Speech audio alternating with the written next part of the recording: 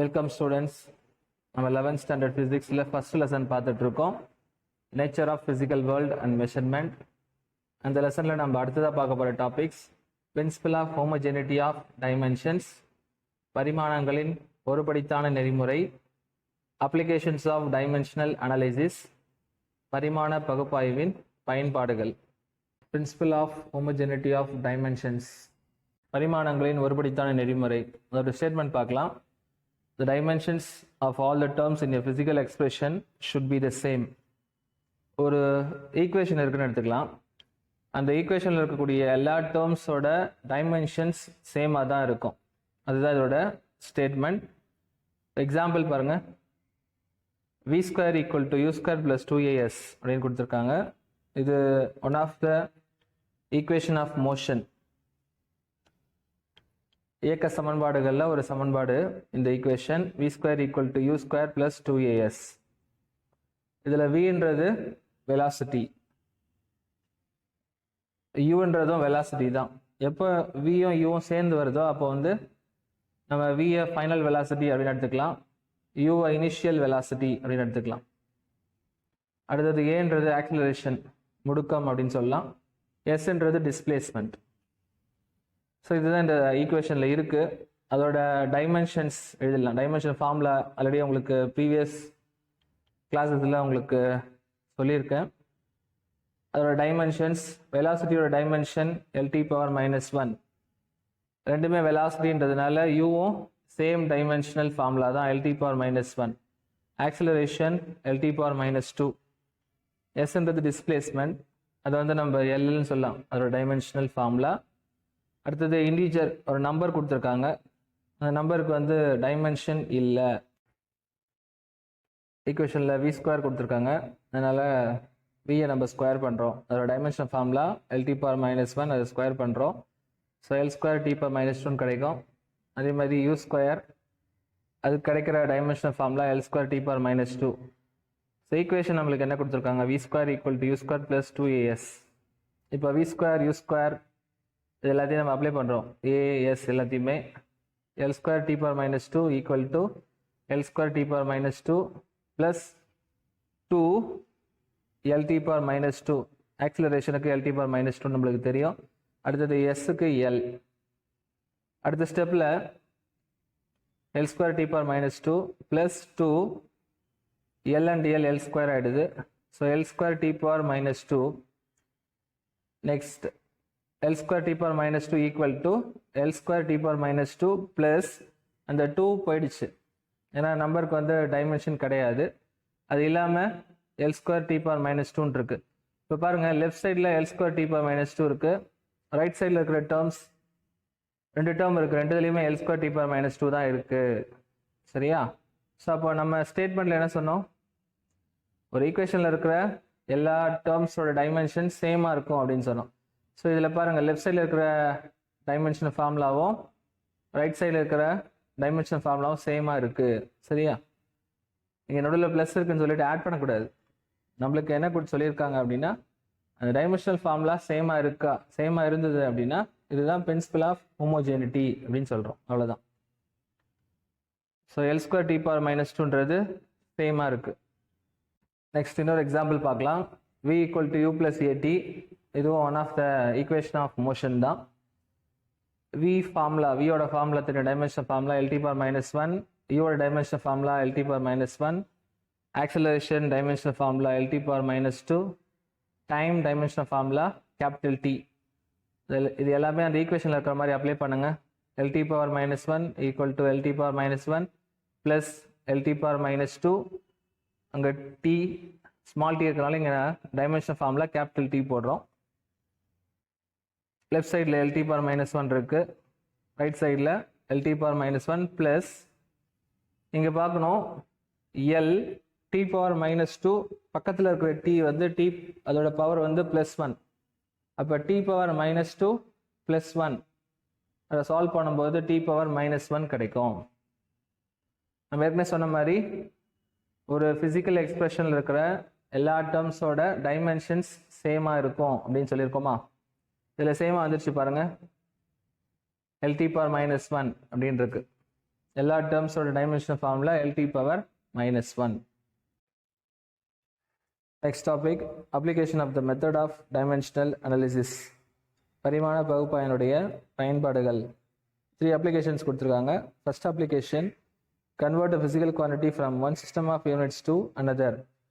ஒரு அளவீடு முறையிலிருந்து மற்றொரு அளவீடு முறைக்கு மாற்றம் பயன்படுகிறது. ரெண்டாவது check the dimensional correctness of a given physical equation. கொடுக்கப்பட்டுள்ள சமன்பாடு பரிமாண முறைப்படி சரியானதா என சோதிக்க பயன்படுகிறது. Third application establish relations among various physical quantities. வெவ்வேறு இயற்பியல் அளவுகளுக்கிடையே உள்ள தொடர்பினை பெற பயன்படுகிறது. இது ஒவ்வொரு அப்ளிகேஷனை பற்றியும் நம்ம பார்க்கலாம். அடுத்தது first application to convert physical quantity from one system of units to another. So ஒரு அளவீடு முறையிலிருந்து இன்னொரு அளவீடு முறைக்கு மாற்ற முடியும். என்னென்ன அளவீடு முறை இருக்குது அப்படின்னு பார்க்கும்போது FPS system, MKS system, CGS system, SI system. So இது மாதிரியான சிஸ்டம் அளவீடு முறை இருக்குது. இதில் ஒரு அளவீடு முறையிலிருந்து இன்னொரு அளவீடு முறைக்கு நம்மளால் மாற்ற முடியும். இப்போ எக்ஸாம்பிளுக்கு CGS சிஸ்டம்லேருந்து SI சிஸ்டம்க்கு மாற்றலாம். ஓகே, அடுத்தது ஒரு நியூமரிக்கல் வேல்யூவையும் அதோட கரஸ்பாண்டிங் யூனிட் அது ரெண்டுத்தையும் நம்ம மல்டிப்ளை பண்ணும்போது நம்மளுக்கு கிடைக்கக்கூடியது ஒரு கான்ஸ்டன்ட். சரியா? ஒரு எண் மதிப்பையும் அதனுடைய அலகையும் பெருக்கும்போது நம்மளுக்கு கிடைக்கிறது ஒரு மாறிலி அப்படின்னு கொடுத்துருக்காங்க. So NU equal to constant அல்லது N1U1 ஈக்குவல் டு N2U2 அப்படின்னு எழுதலாம். ஓகே, அடுத்தது ஒரு ஃபிசிக்கல் குவான்டிட்டி எடுத்துக்கலாம். அதில் ஏன்றது மாஸினுடைய டைமென்ஷன், அடுத்தது பின்றது லென்த்தோட டைமென்ஷன், சின்றது டைமோட டைமென்ஷன். அடுத்தது ஃபண்டமெண்டல் யூனிட்ஸ் உங்களுக்கு தெரியும், MLT, இதுதான் ஃபண்டமெண்டல் யூனிட்ஸ். ஓகே, இதில் நம்ம ஒரு சிஸ்டம்லேருந்து இன்னொரு சிஸ்டம்க்கு மாற்ற போகிறோம். அப்போ ஒரு சிஸ்டம் வந்து அதில் இருக்கக்கூடிய அந்த MLTயை நம்ம எப்படி எடுத்துக்கலாம்னா M1 L1 T1 அப்படின்னு எடுத்துக்கலாம். இன்னொரு சிஸ்டம் ஆஃப் யூனிட்டுக்கு M2 L2 T2 அப்படின்னு எடுத்துக்கலாம். ஸோ இதெல்லாம் வந்து யூனிட்ஸ். அதனால் மேலே இருக்கிற அந்த ஈக்குவேஷன் N1 இந்த U1 இருக்கிறதுல மட்டும் நம்ம என்ன போடணும், இந்த யூனிட்ஸை போட்டிருக்கோம். M1 A L1 B T1 C equal to N2 M2 A L2 B T2 C. புக்கில் இருக்கக்கூடிய எக்ஸாம்பிள் தான் இது. Convert 76 cm of mercury pressure into Newton meter per -2 using the method of dimensions. இதில் CGS சிஸ்டம்லேருந்து SI சிஸ்டம் ஆஃப் யூனிட்டுக்கு நம்ம மாற்றுறோம். இன் CGS system 76 cm of mercury pressure 76 into 13.6 into 980 dyne centimeter per -2 அப்படின்னு இருக்கு. So இந்த equation எப்படி கொண்டு வரோம்னா P equal to H rho G அப்படின்ட்டு. இதில் Hன்றது 76, ரோன்றது மெர்க்குரி பாதரசத்தினுடைய அடர்த்தி, அது வந்து 13,600, இங்கே 13.6 அப்படின்னு எழுதியிருக்கோம். அடுத்தது கிராவிட்டி தெரியும் உங்களுக்கு 9.8, அதை வந்து CGS சிஸ்டமில் எழுதும்போது 980 அப்படின்னு எழுதணும். அடுத்தது ப்ரெஷரோட டைமென்ஷனல் ஃபார்முலா, அழுத்தத்தினுடைய டைமென்ஷனல் ஃபார்முலா உங்களுக்கு தெரியும், ML பவர் -1 T பவர் -2. அடுத்தது நம்ம லாஸ்ட் ஸ்லைடில் பார்த்தோம், அந்த N1 M1A L1 B T1 C equal to N2 M2A L2 B T2 C. அதில் N1 பதிலாக P1 ப்ரெஷர் 1 போட்டிருக்கோம், N2 இருக்க இடத்துல ப்ரெஷர் 2 அப்படின்னு போட்டிருக்கோம். ஸோ இதில் நம்மளுக்கு P2 அதை நம்ம கண்டுபிடிக்க போகிறோம். இப்போ லெஃப்ட் சைடில் இருக்கிறது CGS சிஸ்டம், ரைட் சைடில் இருக்கிறது SI சிஸ்டம். இப்போ P2 ஈக்குவல் டு அந்த M2A L2B T2C, அதை அப்படியே டினாமினேட்டர் கொண்டு வந்துட்டிங்கன்னா நம்மளுக்கு P2 ஈக்குவேஷன் கிடச்சிரும். அடுத்தது அதோட டைமென்ஷன், மாஸோட டைமென்ஷன் A தானே, அந்த M1 M2 அதுக்கு தனியாக A நம்ம கொடுத்துடலாம், L1 L2க்கு B, T1 T2க்கு C. So இப்போ ஈக்குவேஷன் எப்படி இருக்குது, இப்போது P2 equal to P1 M1 by M2 power A L1 by L2 power B, T1 by T2 power C. இதில் M1, L1, T1 இதெல்லாம் வந்து சிஜிஎஸ் சிஸ்டமில் நம்ம சொல்லக்கூடிய அலகுகள்.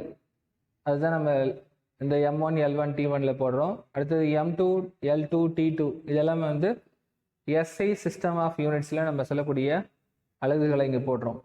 இப்போ M1 equal to 1 gram, M2 equal to 1 kilogram, L1 equal to 1 centimetre, L2 equal to 1 metre, T1 equal to 1 second, T2 equal to 1 second. அடுத்தது இந்த A equal to 1, B equal to -1, C equal to -2 இதெல்லாம் எங்கேருந்து கிடைக்குது அப்படின்னு பார்த்தோன்னா, நம்ம last ஸ்லைடில் அழுத்தத்தோட பரிமாண வாய்ப்பாடு பார்த்தோம், ப்ரெஷரோட டைமென்ஷனல் ஃபார்முலா. அதில் பாருங்கள், M பவர் எதுவும் இல்லை, நம்ம புக்கில் எதுவும் போடலை, ஸோ பவர் வந்து 1. இப்போ M பவர் 1ன்னு அர்த்தம். L பவர் -1, T பவர் -2 தெரியுதா? ஸோ இதுதான் M L power -1, T power -2ன்னு கொடுத்துருக்காங்களா.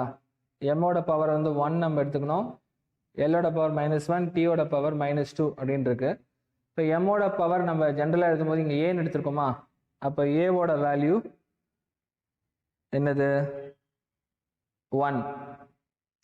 அடுத்தது எல்லோட பவர் -1 இருக்கா, நம்ம எல்லுக்கு வந்து பவர் B எடுத்திருக்கோம், இப்போ B equal to -1. Similarly C equal to -2. புரிஞ்சிருக்கும்னு நினைக்கிறேன். அடுத்தது இந்த ஈக்குவேஷன் நம்ம ஆல்ரெடி லாஸ்ட் ஸ்லைடில் பார்த்தது தான்.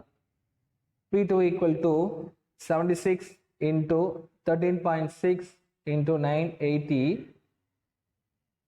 M1 1 gram, M2 1 kg, power வந்து 1, பவர் ஏன்றதுனால அதோட வேல்யூ 1 அப்ளை பண்ணிடலாம். அடுத்தது L1 1 சென்டிமீட்டர், L2 வந்து 1 மீட்டர், அதை போட்டுட்டு power -1, T1 1s, T2 also 1s, power -2. அடுத்த equation P2 equal to 76 into 13.6 into 980, கிராம்லேருந்து கிலோகிராம் கன்வர்ஷன், கிராம்லேருந்து கிலோகிராமாக நம்ம மாற்றணும் அப்படின்னா 10 பவர் -3 அப்படின்னு போட்டு தான் மாற்ற முடியும். Gram to kilogram, 10 power -3 kilogram by 1 kilogram. அடுத்தது சென்டிமீட்டர்லேருந்து மீட்டராக மாற்றணும் அப்படின்னா 10 power -2. So 10 power -2 metre by 1 metre. பவர்ஸ்லாம் எந்த சேஞ்சஸ் கிடையாது, அப்படியே தான் இருக்குது. அடுத்தது P2 equal to 76 into 13.6 into 980, kg cancel பண்ணிவிடுங்க, 10 பவர் -3 இருக்கும், பவர் 1 இருக்குது. அடுத்தது மீட்டர் கேன்சல் பண்ணுங்கள், 10 பவர் -2 வெளியே பவர் -1 இருக்குது. அடுத்தது 1s கேன்சல் பண்ணிடுங்க, அப்போ 1 பவர் -2 ஆகும். அடுத்த ஸ்டெப் பாருங்கள், P2 equal to 76 into 13.6 into 980, அந்த வெளியே இருக்கிற பவர் கூட 10 பவரில் இருக்கிற அந்த பவர் மல்டிப்ளை ஆகும். இப்போ -3 இன்ட்டு 1 -3 தான், ஸோ அப்போ 10 பவர் -3. அடுத்தது -2, 10ஓட பவரில் இருக்கிறது -2, வெளியே இருக்கிறது -1, ஸோ -2 இன்ட்டு -1, மைனஸ் ப்ளஸ் ஆகிடும், அப்போது 10 பவர் 2ன்னு கிடச்சிரும். 1s கேன்சல் ஆகிட்டு 1 பவர் -2ன்னு இருக்குது. ரைட் ஹேண்ட் சைடில் பாருங்கள், கார்னரில் கொடுத்துருக்கேன். இது எப்படி எழுதலான்னா, இந்த 1 பவர் -2 எப்படி எழுதிருக்கேன் பாருங்கள், 1/1² எழுதலாம். ரெசிப்ரோக்கலாக மாற்றும் போது பவர் ப்ளஸ் ஆகிடும். ஸோ 1/1² இஸ் ஈக்குவல் டு 1/1² என்னது 1 தான். அப்போ 1/1 ஈக்குவல் டு 1.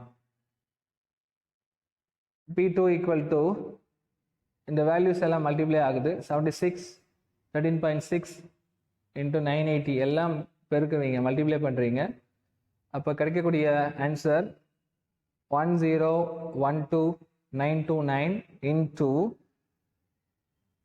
இந்த 10 பவர் -3 10 பவர் 2 இருக்குல்ல, இது ரெண்டுத்தையும் நம்ம சால்வ் பண்ணுறோம். ஏற்கனவே சொல்லியிருக்கோம், உங்களுக்கு சொல்லியிருக்கேன் ப்ரீவியஸ் வீடியோஸில், பேஸ் சேமாக இருந்தால் பவர் ஆட் ஆகும். அப்போ -3 + 2 அப்படின்னு கிடைக்கும். அப்போ 10⁻⁻1 அப்படின்னு கிடைக்கும். அது பக்கத்தில் இருக்கிற டேர்ம் 1 ஆயிடுச்சு, அதனால் அதை நம்ம எடுத்துக்க வேண்டாம். இப்போது நம்மளுக்கு ஆன்சர் வந்து ஒரு டிஜிட் தாண்டி டெசிமல் பாயிண்ட் இருக்கிற மாதிரி தான் நம்ம வந்து ஆன்சர் எழுதணும்.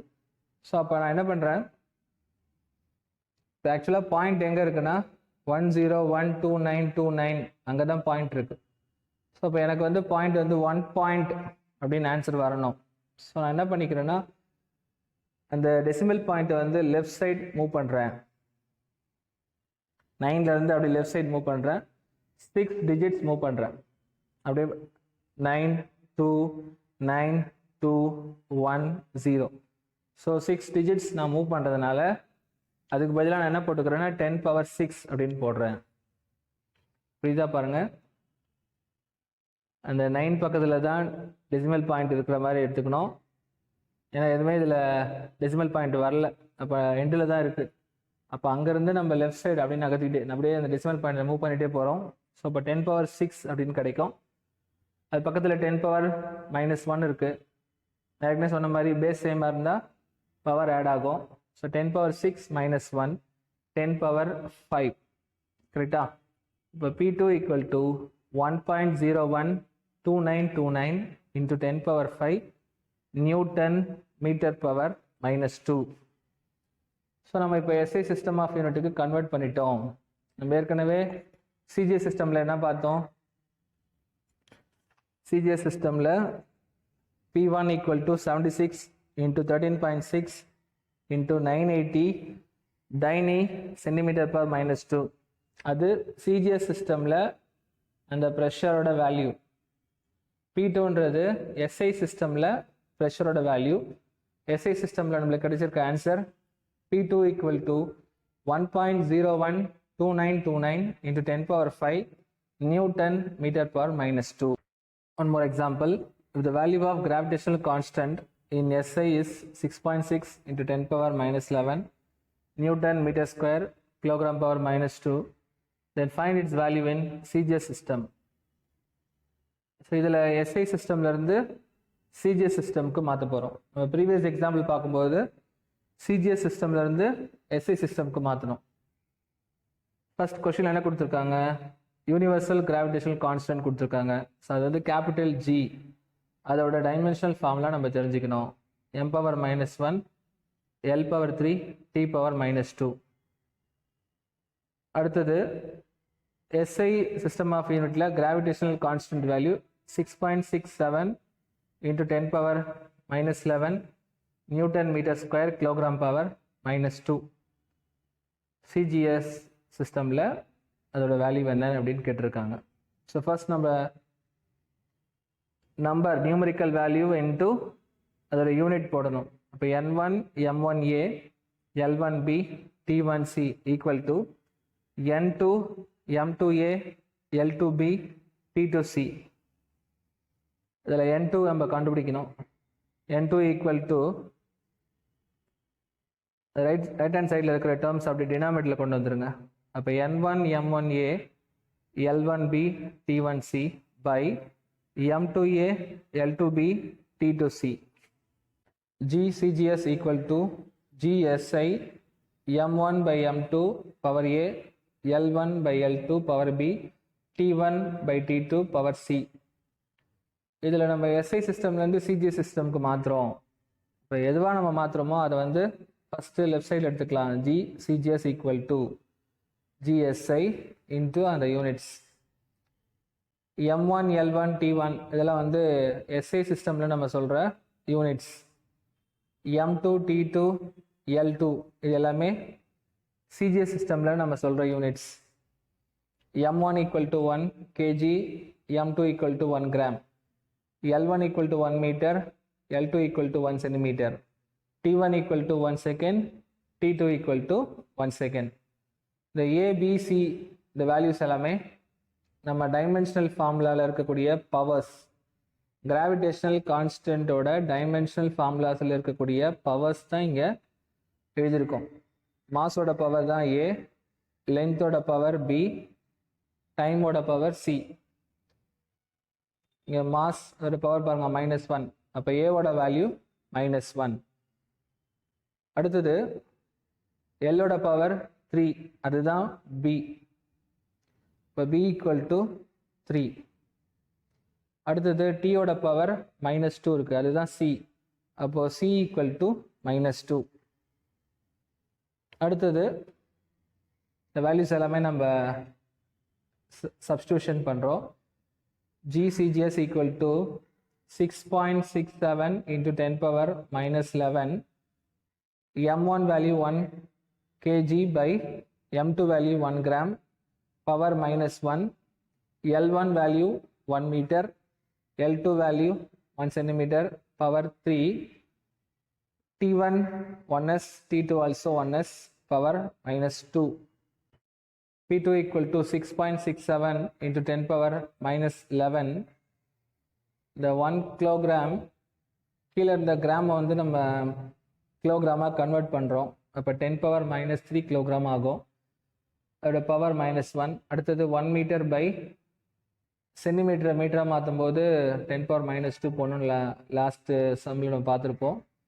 அப்போது 1 metre by 10 power -2 metre, power 3. 1s by 1s, power -2.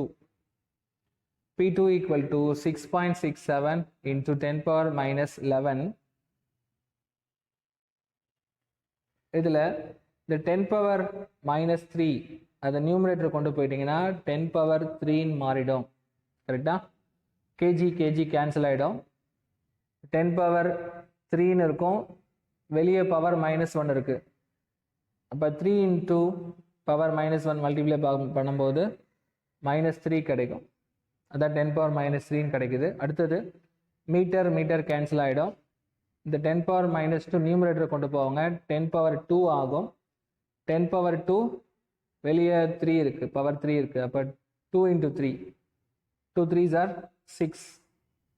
அடுத்தது இந்த 1s கேன்சல் ஆகும். 1 பவர் -2. லாஸ்ட் சம்மில் நான் சொல்லியிருப்பேன் அதோட வேல்யூ வந்து 1 அப்படின்ட்டு. அடுத்தது நெக்ஸ்ட்டு பாருங்கள், P2 equal to 6.67 into 10 power -11, 10 power -3, 10 power 6. Next step, P2 equal to 6.67 into 10 power, இது எல்லாமே பேஸ் எல்லாமே 10ல் இருக்குது. அது பவர்ஸ் எல்லாம் நான் ஆட் பண்ணிக்கிறேன். 10 power -11, -3 + 6. P2 equal to 6.67 into 10 power -11 -3 ஆகும், -14 + 6. Next step, P2 equal to 6.67 into 10 power -14 + 6, answer வந்து -8. So the last answer is P2 equal to 6.67 into 10 power -8 dyne centimeter square gram power -2. So இதுதான் SI system of யூனிட்ல இருந்து CGS system of யூனிட்டுக்கு நம்ம மாற்றுறோம்.